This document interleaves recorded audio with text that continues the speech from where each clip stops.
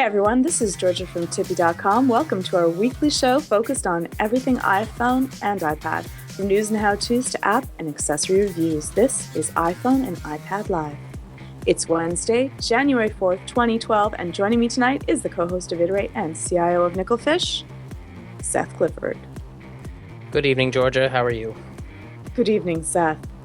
So Seth has been giving our editor-in-chief at TiPb.com and my co-host on Zen and Tech, Rene Ritchie, some how to wear a hat training videos. Yes. Yeah, there's very specific things you need to do when wearing a baseball hat, and it's not a lot, but it's in your best interest to follow some. I've got to wear rules. hats now, like this. Really? Is it not a lot and too much for Rene? Why does my baseball hat look like a beret? It's really bothering me. I feel like that Sal Segoya in the automated. It looks like it's too big for you, actually. Maybe my head is too small. I don't know. There's not a lot of give. I did peel it back in proper Flavor Flav fashion. I mean, that is very 2012, right? Public Enemy. They're new kids on the scene, but I think they're going to go someplace. I'm sorry. I might break out into giggles the entire way through. I will try not to. We actually recorded a new episode of. I apologize, I haven't had a chance to edit it yet. I was traveling, but we actually recorded a new episode of Iterate on Monday. Oh, we awesome. did, yeah. With it's fantastic. With Josh. Yep. So what exactly did you cover this episode? He's like a gesture guru. He was talking about the future of gestures. His Twitter handle is Global Moxie, and I'm not going to spoil it, but Seth, I think it was a gangbuster of an interview. Yeah, it was a fantastic conversation. He's got a heck of a lot of insight and some very, very clear ideas of, where things need to go to kind of progress. And it's, I think we pretty much agree with him. He's got some good stuff. Smart guy. We like having smart guys on the show. To counterbalance us. Yep, because we're idiots. Yeah. It's only going to go downhill from here. Yep. Where's that Mayan apocalypse to put us out of our misery? Calendars are out of date, actually, so it's probably already passed. I missed it. I missed the Mayan apocalypse. I feel like Buffy. Like I feel like Buffy. Unfortunately, our calendars don't actually match. I know that sounds shocking, but the Mayan calendar is not actually the same as ours. And so if you actually were hoping for it, calculate it all out, it's probably already gone by. It's Wednesday night, Georgia. We have to save the world again. I know. Yeah. Damn you, Buffy. Yep. I started watching it finally. I know. Oh, shock to the world. And what did you think so far? Well, I'm only like 5 or 6 episodes into season 1, and everybody says I have to keep pushing through to at least season 2. So I'm putting in the time. Season 2 is when Joss Whedon starts to make the English language his servant, to put it in polite words. It's quite good, I have to say. I enjoyed the Buffy shows. It was a lot of fun. Buffy the Vampire Ali in the chat room is asking what show. Buffy the Vampire Slayer. Yeah, Seth is redeeming his geek cred. He was at minus 10 or 50,000 points for a while, and now he's... I was really shocked, yeah. Apparently my sister has seen every episode, but I never That's I never because watched she's any. good people. She is. Yeah. Salt of the earth, that one. Absolutely. And so I guess you haven't seen Angel then either. No. Not as exceptional as Buffy, but there's a few episodes that are quite amazing. It's not all bad. I've seen Firefly. I was an early lover of Dr. Horrible, so, You'll get it then. You'll get it. So when we say Puppet Angel, you'll understand the reference in a few weeks. Yep, perhaps, yeah. Good. Well, we are going to be headed down to CES. We are. We are actually going to have a huge Mobile Nations team there. I think there'll be 12, 15, maybe even 20 Mobile Nations people there when all is said and done. It's going to be huge. Looking forward to it. So if you see one of us there, go ahead, mob them. Yep, it'll be myself, Leanna, Ali, and maybe Andrew from Tippy. We're going to be having the whole gang from Crackberry, from Android Central.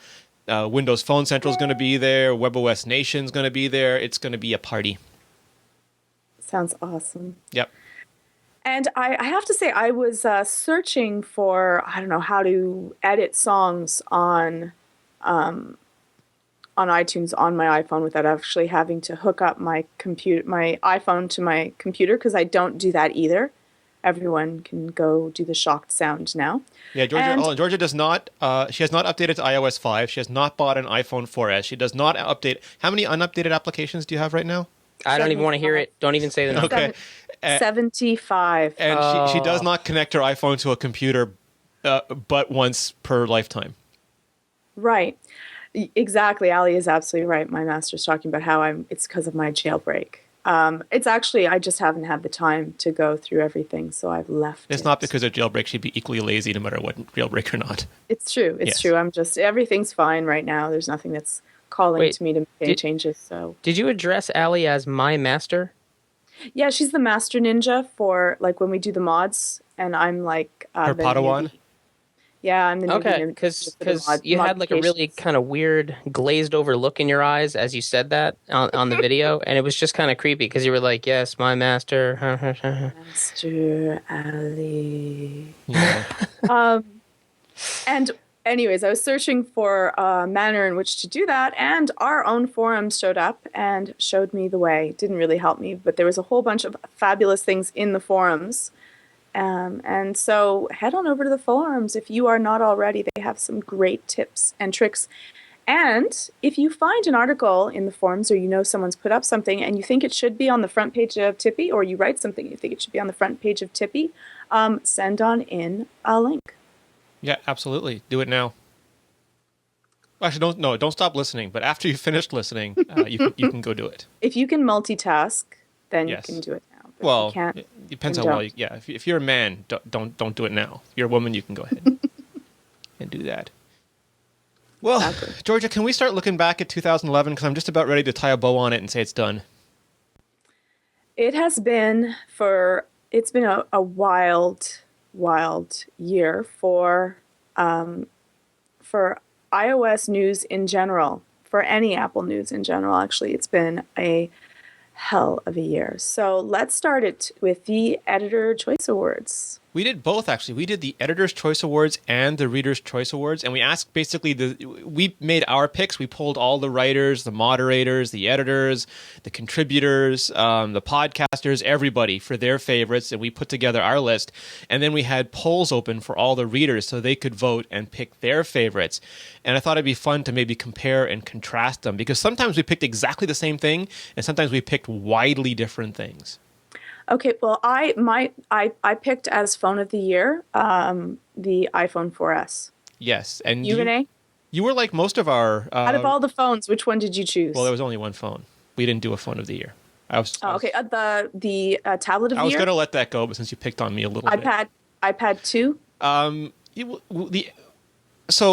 The readers chose the iPhone 4S. I mean, it wasn't even that close. It was a fairly close vote. It wasn't hugely close, but they chose the iPhone 4S. But the editors chose the iPad 2. Which one do you want to talk about first? Let's go with the iPad 2. So the iPad 2, the reason that we kind of hedged towards the iPad 2 was that it was more of a change. Sure, the iPhone 4S had a better camera, a better processor. It had Siri. It had a new antenna, but the iPad 2 had a whole new case design. It got cameras for the first time. It was the first to get the new processor. It just seemed like a bigger leap from the previous device than the iPhone 4S was. I think that they did a great job with, keeping it to be thin, changing the way that it looks, and it was a huge upgrade in comparison to the first iPad. So it didn't make the first iPad completely obsolete. If you have it, you would have to think about whether or not to upgrade, but they did a fabulous job in only 1 year. Yeah, Seth, do you have a strong opinion on this? Well, at the risk of sounding contrarian, I didn't really feel it was a big enough update to warrant a purchase since I had the first gen iPad, so I kind of held didn't off. Purchase it?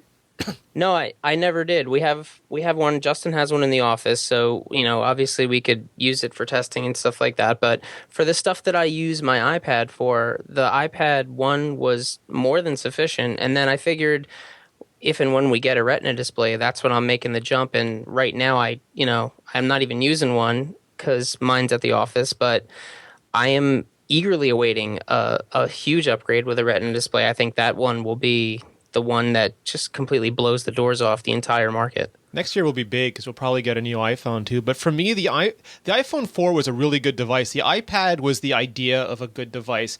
And the iPad 2 with the more RAM and the faster processor.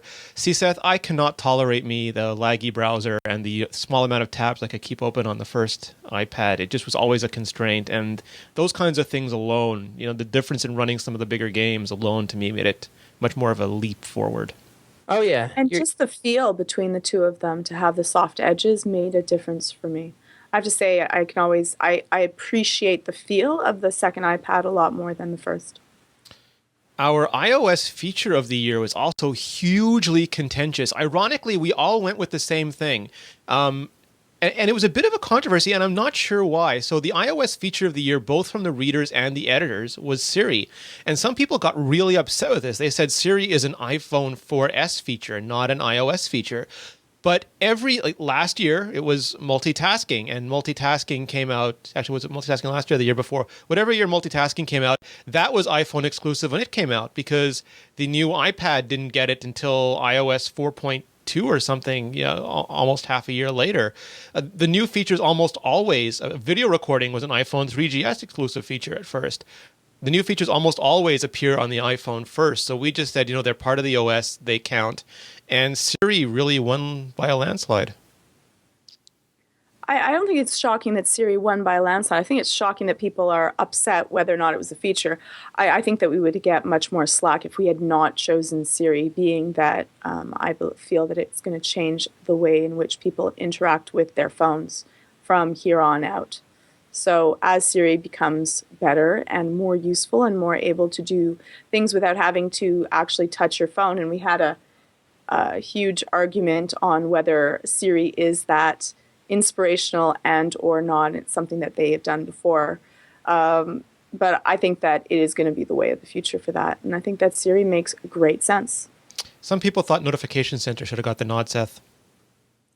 Well, I guess I could see that. I mean, it's probably on a pure percentage basis of your daily use, it's probably going to be more useful, I guess. And Siri is a different kind of use. It's useful, but it's useful in certain situations, and you might not find yourself always kind of looking toward it. I mean, I love Siri. I use it all the time, but I definitely still use Notification Center more. I think it probably adds more overall to iOS 5 than Siri does, but that doesn't, I mean, that's not to say that Siri isn't transformative. I think Siri is really just kind of a tip of the iceberg situation. It's the first real entrance into a different interaction method that we're kind of familiar with, and it seems natural, but I think that it's going to continue to evolve and become a much more interesting way to use our devices. See, for me, the Siri thing was, Siri is to previous kinds of voice control what capacitive touch was to previous resistive touch screens. And I think I said that before. But yeah. Notification Center wasn't a huge leap over, notifications on Android or WebOS. In fact, it's probably not as good in some ways or in several ways, as especially WebOS notifications. So Siri, to me, I think deservedly got that. Mm-hmm. Story of the year. Because it's the head of the pack in comparison to everything else. Siri is something that has not, as of yet, been done and not done as well. I forgot to Twitter out the show. How embarrassing. I'm doing that now. iPhone Live is a go. I might actually leave this in the show because people don't know that we Twitter out the show, and now they know what to look for it on Twitter. Oh, that's true. I forgot to. So if you haven't Twittered out the show yet, please do. It's a new year. We should start off less embarrassingly than this. The next story we didn't open for a vote just because it didn't seem right to open for a vote, and that was Story of the Year. And we gave the nod just automatically to Steve Jobs because I think undoubtedly, and I could argue maybe across the entire tech sector, there was no bigger story last year than Steve Jobs. And we didn't just say that the death of Steve Jobs was a big story, but I think because he resigned from Apple and then he passed away, it caused a lot of reflection about what he meant to the industry this year and every year. And it's just when you start to stack up his accomplishments and you have the biography hitting around the same time, it's literally staggering how much of our modern gadget and computer era he is responsible for, or he's at least inspired, led, envisioned, etc. It's amazing the impact of which his death caused not only upon Apple and upon tech in general, but even against his competitors, people that have, you know, dealt with him, fought with him, cared about him. No matter what, no one said that he, no one could just dismiss this as, anyone passing. He was the father of technology, and many of the way of technology was here today. And even the manner in which he runs a company changed the way that other people thought about a company. And it was really something that was felt in all of the tech community. So a huge loss for everyone. He was the crazy one, Seth, just like the commercial. Yeah, I'm still reading the book. Actually, I'm probably about maybe 70% done with it, and I'm reading it, and I've been reading it in little tiny chunks because I just don't have a ton of time to sit down to devote to it. But even though it's completely obvious that he's gone and we're all kind of moving on, I read the stories and the anecdotes and stuff, and it doesn't really sink in as I'm reading it because it's all kind of written in the present tense, in the conversational tense of him speaking to Isaacson and stuff like that. And when I stop reading, it kind of all sinks in again, like, oh man, that sucks. And it just, I keeps like kind of going around and around, and I don't feel as bad about it anymore. But he's going to be tough to replace. Horrible? I had to give up reading the book because I can't read while I work, and I work so much that I don't have time to read. So over the holidays, I bought the audiobook, and I've been listening to that. And I've gotten way further ahead in just a few days of the audiobook than I did in a couple months with the actual book. Yeah, that's all right. I'm not in love with the book, quite honestly. It's okay, and it's cool that there's things in there, but I don't think it really does his legacy justice. I think there's a lot of stuff that's glossed over. It's not a techie book, George. It's a book written mostly for the Time magazine sort of crowd. It's not. Is it because of the manner of light in which he is reflected in the book, or the actual manner in which it's written? It's just like Isaacson as a writer. He's like a biographer. He didn't come to it with the kind of informed knowledge of Apple that a geek would have. So he didn't ask the kind of questions that you or I or Seth would be interested in. Yeah, exactly. He was more interested in like Steve Jobs being adopted and being hurt and broken and creating a company. He's not like, what? Well, why did you do this? Why with Microsoft was that? Why is this Apple done that? Like the kind of stuff that we really want to know about him. All the stuff that made. I'm kind of interested in that part of him because he wasn't really open about that side. So I'm interested in the things that touched him and moved him, and the things that he dealt with well and didn't, just because of my psychology background. That I find is the most interesting part of the person. I think that a lot of people have read the book and found that it shows him in a negative light, that he's a little bit more whiny and that he cries and he does other things, and really latched on to that. But I like the fact that it shows his human side as well. You know what it is, Georgia, that's disappointing to me? I have a psychology background too, and so I do enjoy kind of understanding that side of it. But the biggest problem is that Isaacson never makes like real connections to things. He just kind of talks about those things and then goes, he was really complicated, blah, blah, blah. Here are some things that he did. And as he did, these are the kinds of ways that he reacted. And then he kind of talks about the tech stuff and then goes back and forth. And there's no connection to anything. It's not satisfying. There's no causality. You can't connect the dots at all. It's just a bunch of stories. Yeah. So do you think that it was rushed out because of his death, and that he finished it. Yeah, he finished it. Well, it was just the book it's just the book. Okay. Some conspiracy people think that Jobs picked him on purpose because he knew he wouldn't ask those kinds of questions. The kind of like if you're interviewing Steve Jobs, how did he pick the products he picked? I mean, if you're his competitors, you really want to know that kind of stuff. And I think that maybe he picked the kind of guy who wouldn't ask the really important questions in terms of how Apple became that successful. He would kind of focus more on Steve. Almost as a deflection. Well, I'm sure that he wouldn't want to choose someone that is going to cause his competitors to become better. Like the Samsung guy was not allowed to write this book. Right, exactly. He doesn't want someone that's going to be hiring. Samsung guy is going to hire the same person to write his autobiography and just get him upset. When it comes to epic failures, we again had a big division between the TiPb readers and us. The TiPb readers, and I was shocked by this. The TiPb readers picked the Netflix meltdown, not the lack of an iPhone 5, not patent lawsuits, which the editors picked, not Twitter's mobile. They picked Netflix and Quickster as the epic fail of the year.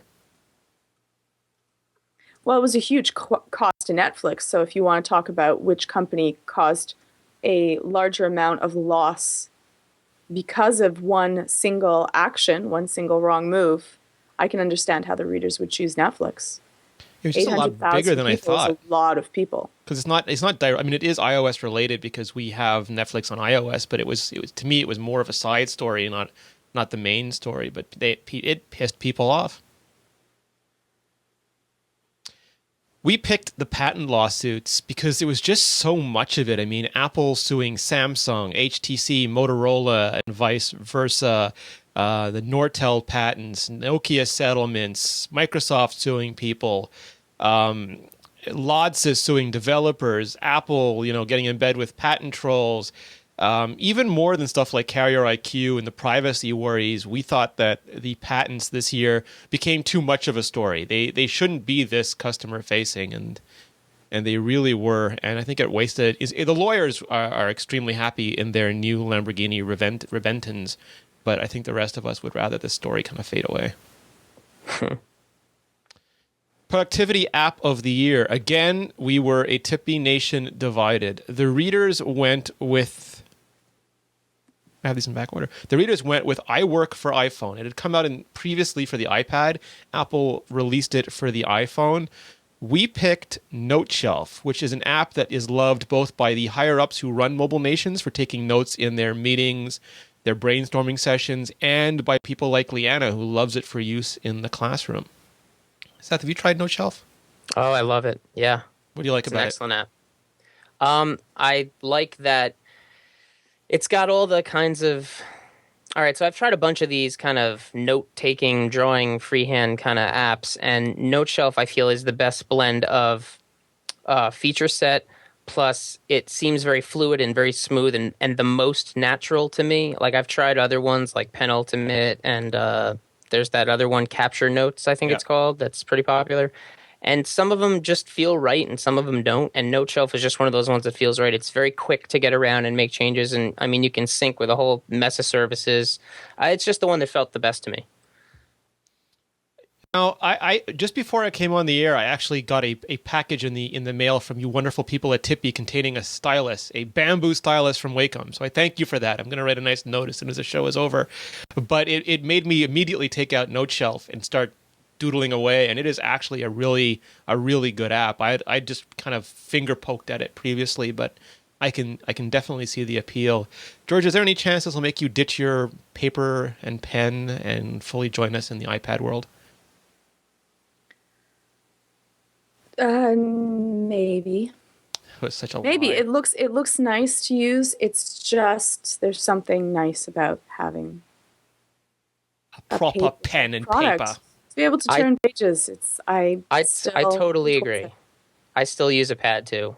I really do. But like if I'm taking notes on a call and there's like a couple of us, I will very often use this app, take notes, and then save it as a PDF into Dropbox, and then I can throw it to whoever needs it, as opposed to like my own notes. Like if I'm Seth, taking Georgia notes can do that too. She can tear it out of the book, scan it, load it into an image processing program, save it as a PDF to Dropbox, and I mean, 12 hours later, she's exactly where you were in 3 seconds. That's true. I stand corrected. Then again, my notepad never loses power.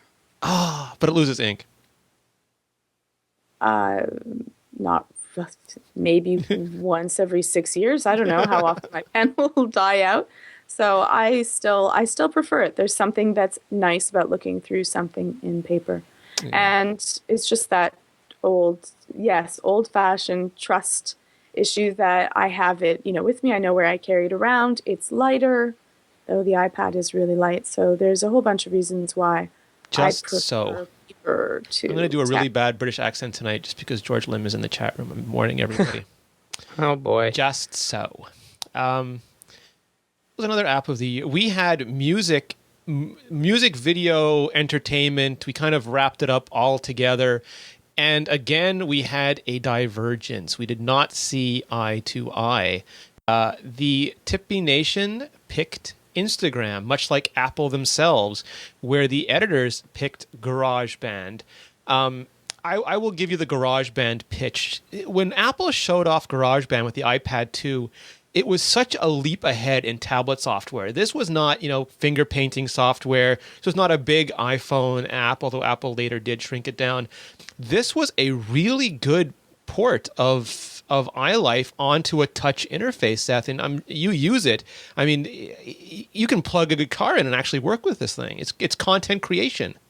Yeah, it's fantastic. It's one of the coolest things that the iPad can do, because GarageBand in and of itself has seen several releases on the Mac, and it's gotten a lot better. I mean, when it started out, it was kind of jokey at the time. I was using like Pro Tools and stuff like that, and I was like, this is for kids. Like, this is silly. And it's gotten to the point where both in ease of use and in complexity, it's struck a really nice balance, and they've managed to encapsulate that on iOS so well that I really honestly thought they couldn't do it. I thought it would be great, but I seriously doubt I'll ever see it. And what they've come out with is both intuitive and enjoyable. And I don't think anyone else did. I don't think anyone did tablet software better than Apple this year, if you count iMovie as well. Yeah, seriously. This alone, even if they didn't do any other stuff, this is kind of like a flagship app. And we chose Instagram, which Georgia is going to pretend she doesn't even know the name of, but it is a social networking, takes little pictures, lets you apply, some people would say filters from, I don't know, the 1970s Kodak poor picture collection. But you can easily share them to Twitter, to Facebook, just to the Instagram page itself. And it caught on. It's got a massive user base. People love it because they can, fix up quick mobile pictures, make them look fancy, and share them, and bless them. Everybody loves the app. Kim from Girls Gone Gadget swears by it. She's all over that, so she enjoys She's an being able to Instagramable. share. Yes, share pictures and do it, and was asking everyone else for their, their information so that she can share more photos with that. And yeah, there's lots. Seth Clifford is on there, as am I. We tweet pictures of Star Wars cookie cutters at each other. We do. Social networking app of the year was unanimous. The TiPb Nation and the TiPb staff picked Tweetbot. I think it's safe to say that it got a jolt at the end of the year. It came out early in the year, but it got a big jolt at the end of the year when Twitter switched to the new version of the mobile app. Georgia, there's been a Twitter update in one of those 75 there somewhere. I'm not going to do it, so I'm keeping Twitter as it is. But Tweetbot, again, there's something about iOS and Twitter that goes together like chocolate and peanut butter. They work so well together. It's like they're made for each other. And Tweetbot it's got a unique UI. It doesn't look like an Apple app, but it still looks great. It works in a very logical way. It has tons of power features, and it's charming. It's almost got also that kind of Siri Pixar-like charming character quality to it. When I first started using it, I felt that the interface was a little too heavy for me, because I think at the time I was just using, by that point it was Twitter for iPhone. We're still calling it, we've gone back to calling it Tweety now. Because we have. We've reverted out of deference and respect. So yeah, I think I was still using Tweety at the time, which is super clean. And this came out, and I tried it, and was like, yeah, it's really cool, but there's just too much to it. And then I left it for a little while and revisited it, and I just fell in love with it. I mean, all the little gestures and kind of hidden things that they're hidden, but they're not completely obscured. They're almost like little fun things that you can kind of stumble onto. But there's also a couple of blog posts that illustrate the gestures and things that you can do. Overall, I feel like it's the most well-rounded Twitter app in the App Store, just in terms of functionality and in terms of just amazing design. Yeah, so if you just want to read Twitter, I mean, I like Twitterific. You can just read everything in one batch. Twitter Later New is beyond gorgeous looking. Yeah. Tweet Speaker will read your tweets to you. Birdhouse will let you compose and edit them easily. There's a ton of amazing Twitter apps, but overall, I agree with you. Georgia, I think you tried it, thought it was cute, and stuck with Tweety, right? It's the monster that I know, so I stick with it. I haven't updated, so I don't have to worry about it. Everything's fine. Of course you haven't. Of course you haven't updated. So I'm like, why is everyone complaining? It's just fine. It's exactly as it was Bunch before. of whiners. See, that's why I don't update. casual game of the year. Uh, this was interesting to me because you take an incredibly simple, repetitive game. In order to get people not to throw it out the window, it has to be a good game. In order for it to be one of the favorite games of the year, not only by the TiPb Nation, not only by the TiPb staff, but by Apple as well, I think it was their runner-up game of the year, it has to be bloody phenomenal. And I think that, whether you love it or hate it, there was just something about Tiny Wings that really called to people, despite the fact that it had almost no variety or gameplay. It's interesting. My husband loves this game, and I watch him. I actually watch him play it. I don't play. I play it a little bit, but I watch him play it, and there is such joy in that little bird when it flies and it makes that cute little sound, like. Yeah. It can't even fly. I mean, some birds are being launched at pigs. This one can't even fly. This one can't even fly, but when it does get some air, it's just such a happy little bird, and so. I think it's just that reinforcement cycle of, making that little bird fly that makes people feel so happy. And it's just a good stress relieving game. It's not overly stressful, so you can just enjoy it, pick it up, and put it back. And on the flip side, Seth, hardcore game of the year, there were a lot of obvious choices. I mean, Infinity Blade 2 had just come out. Dead Space was gorgeous. Modern Combat was just a fantastic first-person shooter. But the game that came up again, unanimous, TiPb Nation and TiPb editors, was Real Racing 2, because the people at Firemint, they don't take a breath. The minute Apple puts something out, they take it up a notch with the same feature set. Yeah, you got to respect that. I mean, they are all over the game, and it's a gorgeous, amazing looking game, packed with features. Those guys are killing it. They're doing a great job. And not only did it get tons of new cars when the new processor came out, it got AirPlay very quickly. They had the HDMI controller aspect very quickly. Then when AirPlay mirroring came out, they not only did AirPlay mirroring, they did multi-user party play. Oh, no, you didn't. Yes, they did. I know. It kind of reminds me of GoldenEye back in the day. It's ridiculous. Hats off to them. I'm not going to take my hat off, but hats off to them. Jailbreak app of the year, again a split. The TiPb Nation went with SB settings for iOS 5 because of the nice way that it integrated with Notification Center. Ali, our resident Jailbreak ninja, gave the hat tip to IntelliScreen X because she thought it was basically the entire package. It's got almost everything you could imagine integrated right into your lock screen. But Georgie, I don't think you've used IntelliScreen X yet, have you? No, I haven't, but I think that I'm going to because right now I have the HTC, the screen, and I enjoy having the weather and everything else up. So I'm thinking that I'm going to be switching. Nice. I haven't jailbroken yet. I now like that the 501 is out, I might. But say. Anyway, you can check that out.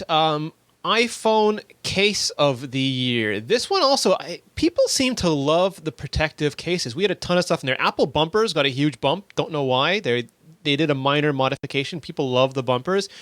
Our TiPb Nation voted for OtterBox. They love OtterBox. OtterBox's new Reflex series they thought was fantastic.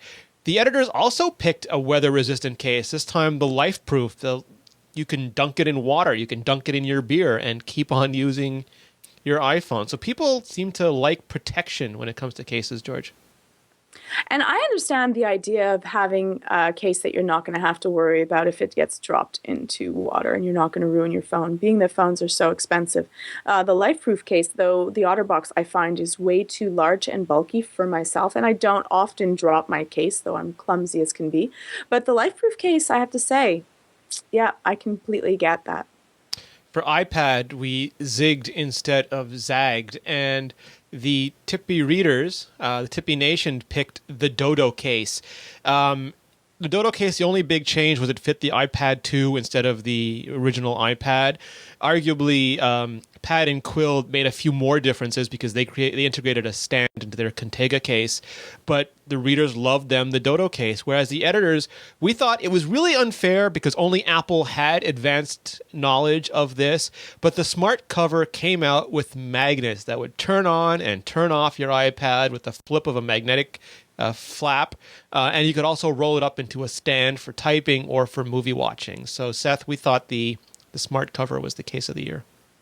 Yeah, I've gone from bulky cases over the years back down to near nakedness, so I would probably have to vote for that too. See, and I'm like, I don't use my smart cover. It's just doesn't do enough of what I want. It's not secure enough for me to choose it, though I like the fact that it is exceptionally minimalist. But I don't like the fact that it unhooks so very easily, and I'll sometimes like pick it up and it will slide a little bit. So unfortunately, it does not do enough, though I think that it's ingenious design. We gave the the Tippy Nation gave the General Accessory of the Year award to the Jawbone Era, which surprised me because the Jawbone Era, I mean, it's a great headset, but it's just the latest iteration of great headsets. While the Tippy editors, we kind of copped out. There were so many good accessories, but one thing we saw a trend. We kept getting more and more great accessories from Kickstarter, which wasn't a big manufacturer, but really the first kind of indie accessory developer. Same when there have been indie apps for years, you could now get a project funded and make your own ideas for accessories. And we saw everything from new watch bands for the iPhone, for the iPod Nano, to new docks for the iPhone, to cases, to speakers. It's like it came out of nowhere and really impressed us in 2011. I think what's really remarkable about something like Kickstarter is that it's the kind of thing that I think we all really wanted to have. You know, we all have ideas and we all think like, wouldn't it be great if somebody could do this? And then Kickstarter was one of those things where if you actually had the wherewithal to put it on the site and were able to get enough people to go, yeah, that would be awesome, then that thing comes into reality. And I think it just caught on with a lot of people because it was something that we all secretly down deep wanted. Yeah, I wanted it. I'm not going to say down deep, right on the surface. Scratch my surface, Yeah, you will find more surface of me wanting this. That's true. Oh, that was it, Georgia. That was our... I'm sorry if I felt like we rushed through that, but we had some other news to get to. And that was our Tippy Editor's Choice and Reader's Choice Awards. There we have it. 1 year looking back. What a year. Crazy. And it's not even slowing down. You have some news for us about what we're looking forward to in 2012, I believe. Do I? Yeah. Oh, I don't know. Go ahead. Tell me. What do I have? Rumor, Apple January event to focus on iTunes University and Apple in education. Oh, okay. Well, another rumor from Apple. Wait, let's go through the shock thing. I thought we were going to talk about getting the iPad 3 sooner than what we might have hoped. But okay, fair enough. That's also a cool rumor. Well, this could revolutionize education. This was in the Steve Jobs biography. He said he nailed, or he wanted to revolutionize textbooks. And we've talked about this before in the show. Textbooks are horrible. I mean, they're expensive. Yeah. They're artificially obsoleted. Education is an industry that's important and is ripe for innovation. I think that it is, but the amount of people that it increases the cost in certain ways. Books are exceptionally expensive, so in that way, I guess. But you can't sell back a book on iTunes, and I doubt that people that write textbooks are going to be really thrilled at taking a huge cut in the amount that they're going to be able to charge books for. So she said all that, and all I heard was, "That's not as sexy as an iPad 3." That's what she really meant. I was just thinking, well, that's too bad. They're going to have to just grow up and deal with it.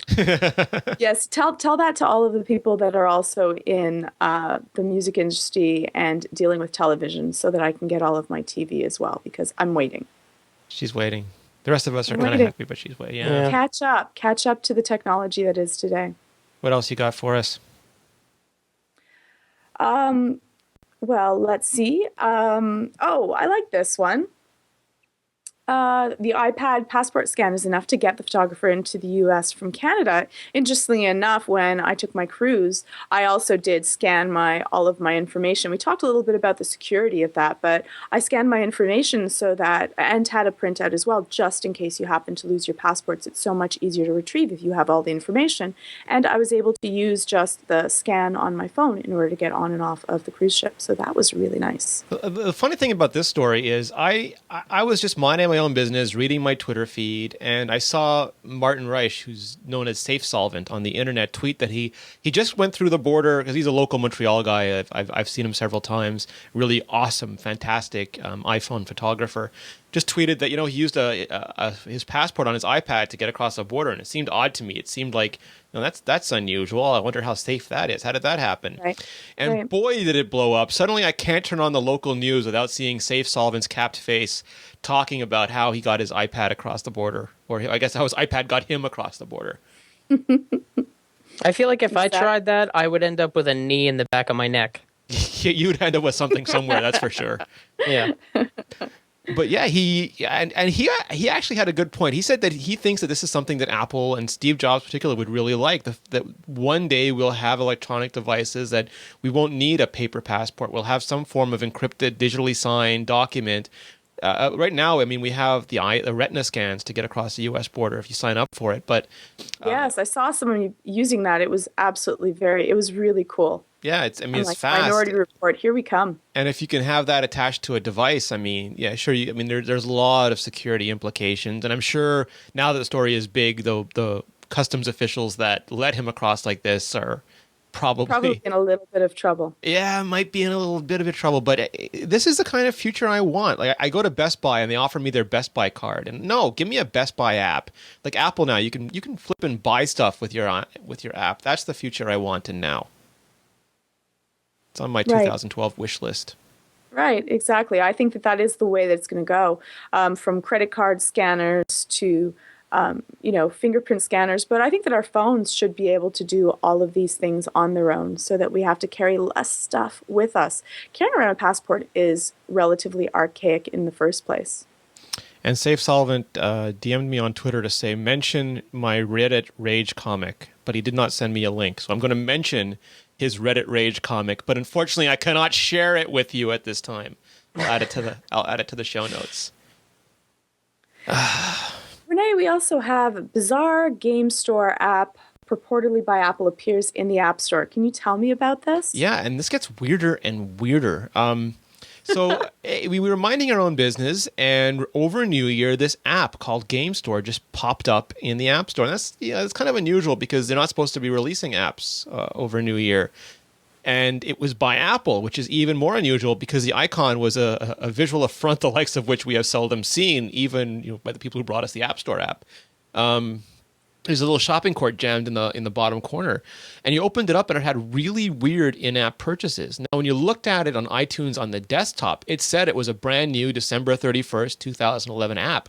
But when you looked at the App Store on the iPhone, it said June 9th, 2009, which is WWDC, when iOS 3 was shown off with in-app purchases. So immediately we started to think, maybe this was a beta for Apple's in-app purchases, and someone got really drunk over New Year's and hit the wrong switch, and suddenly it's in the App Store. But then today, those of us who purchased it merely for investigative reasons got an email from iTunes refunding our money and apologizing for the quote-unquote premature release of the app. I cannot make any sense of this. Is there going to be a different app named Game Store that accidentally got published with the old binary? Is this just... And there was actually like weird errors, and like they refunded the purchase, not purchased, which is unusual for Apple. Usually they copy check things very carefully. I'm perplexed, Seth. What makes sense to you?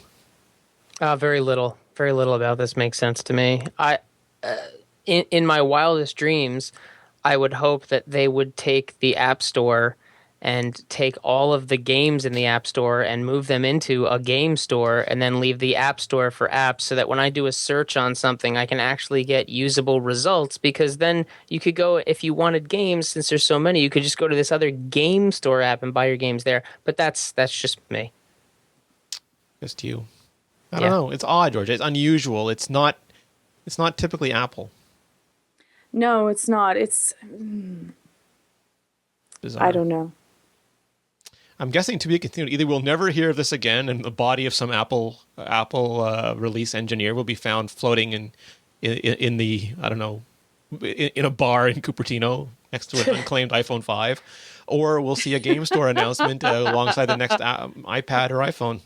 Right. Do you think that this year there'll be another, there will be an iPhone 5 floating around at some bar? Are they going to Oh, try to not do that? Is that going to be something they're not going to repeat? it's sort of that thing where you do something wrong and you go, why did I do that wrong? And you do it wrong immediately again, and it becomes like a pattern of wrongness, and you've got to like work really hard to break it. It's kind of like when you have some milk in your fridge and it starts to go and you smell it and then you're like, "Oh, that milk is terrible." And then you're like, you I smell better it taste it. again. You can't help yourself because it's so I better awful. You just taste keep that. smelling it. Yeah. Kind of like that. Yeah. The other thing that was really interesting is we saw we talked about this last week. There was like a gamut of awesome jailbreak news over the holidays, including the jailbreak that Georgia will eventually perform live on this very show. She managed to get out of it again Yeah. this week. She doesn't think I Oh, remembered, but I man. did. But just this week, they got iPad apps running full screen mode on the Apple TV. This is not ready for prime time. It's not available to end users yet. It's Steve Trotton-Smith and Nick, who goes by the Twitter handle the Mudkip. But it's awesome, Seth. He rebuilt Springboard for the TV. Is there anything this guy Are you can't going do? to show the Seriously? video, Rene? I don't have it queued, but I can add it to post. Awesome. He's unbelievable. Just following him alone on Twitter is one of the most enjoyable parts of my day because it seems like he has a breakthrough every day. Yeah. It's fabulous. And hopefully so the question here is, Georgia, Apple's original answer to apps was web apps, and then the very first Jailbreak store came out. There was a Jailbreak app store and Jailbreak apps before there was an app store and official apps. Is this going to make Apple feel pressured to release iPhone apps if the Jailbreak community gets there first again? I think that it just might, so I'm all excited about it. Safari on my TV. Well, I think it's the way that they're hoping to go.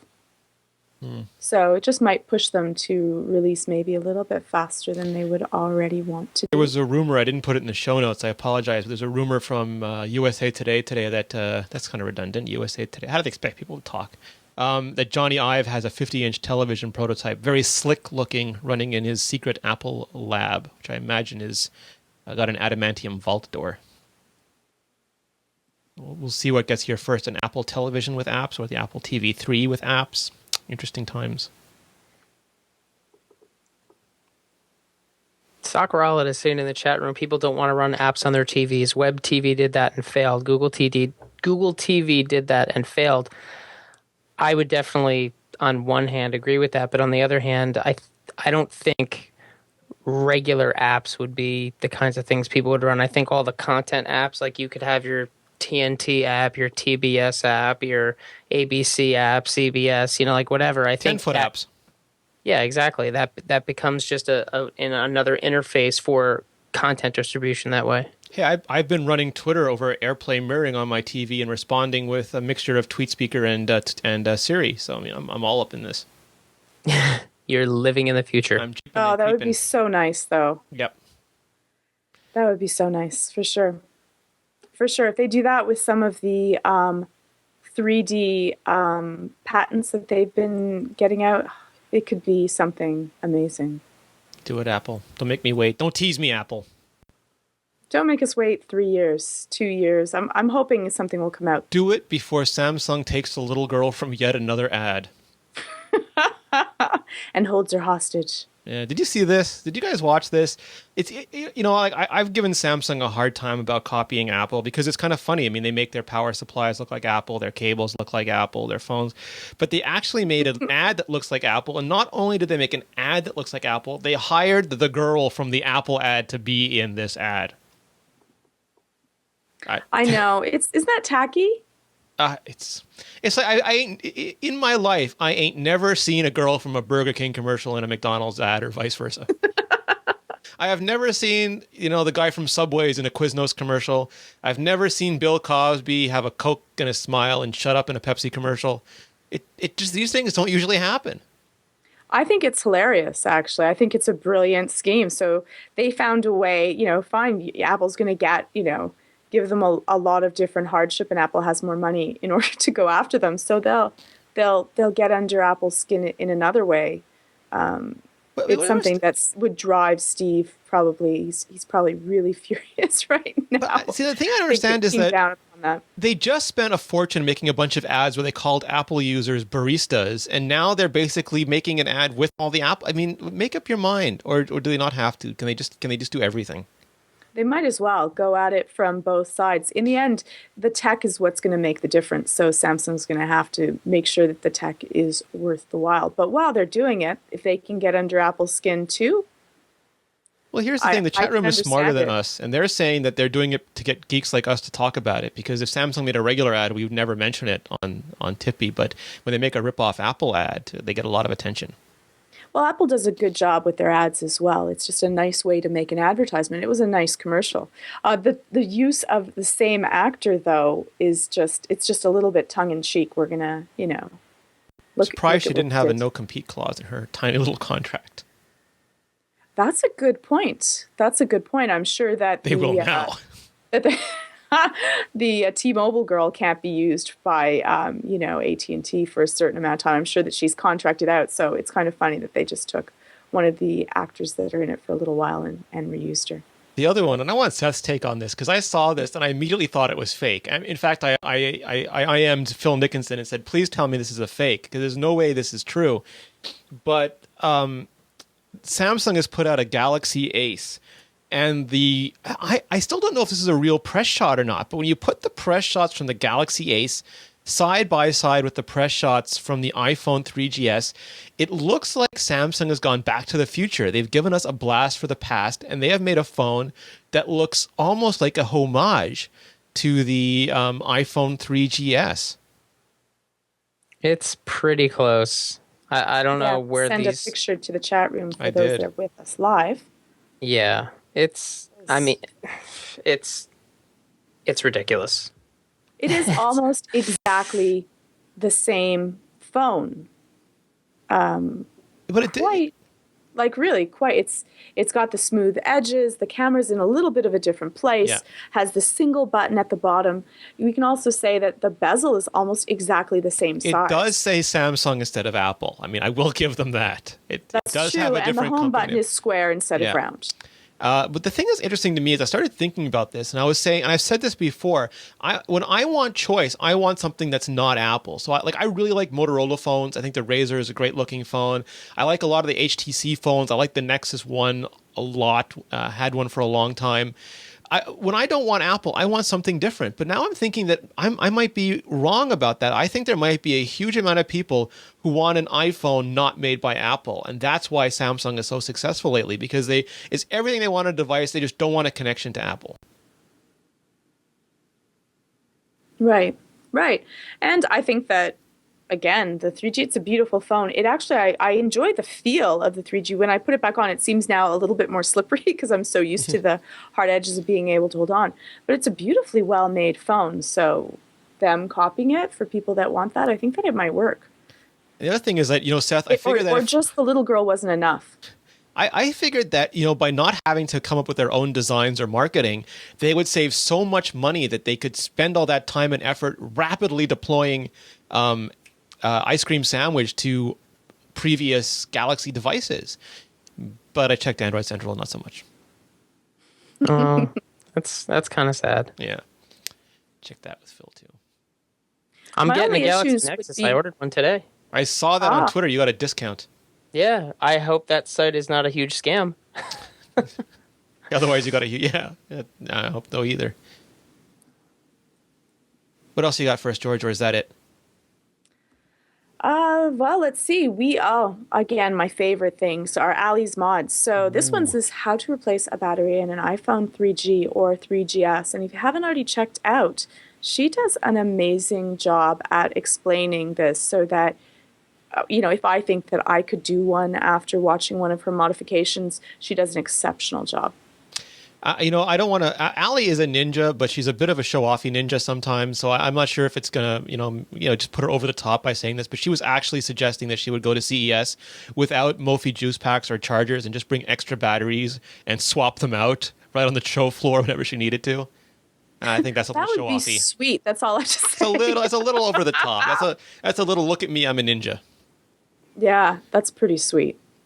Phil Nickinson from Android Central is in the chat room, and he's also hoping that it's legit. I think he might have placed an order for several dozen Right, of and those and Galaxy we're Nexus. stealing him after for our Zen and Tech, aren't we? Yes, right after this, Phil's going to be on Zen and Tech with us talking CES travel, stress-free CES travel. Sorry, I inverted that. Hilariously, Ali says that I should do that live. I should actually take a look and do it live. Maybe next year. Perhaps. I'll think about it. I'll think about it. All right, so should we finish this up so we can get on to Zen and Tech with Phil? Let's do that. Nice. So I have to say, thank you so much, Seth. How do we find you?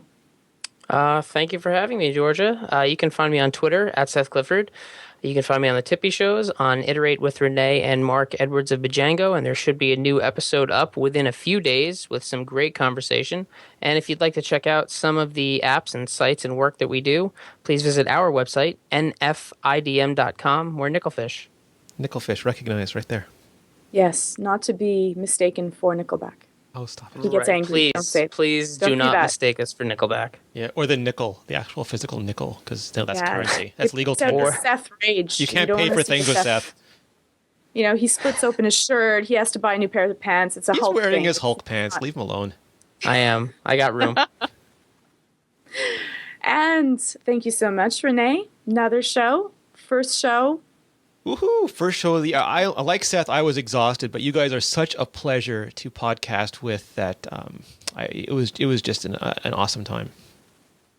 Good. And how do we find you? You can find me at Rene Ritchie. You can find me at tippy.com, and you can find me at zenandtech.tv and mobilenations.com. You can find me everywhere. I'm like Oprah. He's every woman. Yeah. And I'm Georgia. You can find me on Twitter at Georgia Tippy. You can also find me on the website, www.TiPb.com. You can reach all of us on Twitter at TiPb. You can also reach us by email at podcast@tippy.com. Leave a comment when the show goes live. We're here every Wednesday night at 6 p.m. Pacific, 9 p.m. Eastern. www.tipb.com/live for all our podcasts, audio, and video, including iPhone Live, iPad Live, Zen and Tech, Super Functional, Iterate, Girls Gone Gadgets. We're doing Stock Talk, see mobilenations.com/shows. If you haven't already, subscribe, leave a rating, please, please, please. If not, you will make Seth cry. Legit, he will cry. He's not afraid. He'll get as teary as a Steve Jobs bio on you. I'll show my feelings. Don't make me. He's gonna get He is. Alan He's Alda that all over happy. you. It's true. It's true. So thanks to everyone. Thank you to the Tippy Accessories Store for sponsoring the show, and to everyone that is live on the podcast, because you make the show so much more fun. And coming right up, grabbing Phil Nicholson, we are doing Zen and Tech. So stick around. Good night, everybody.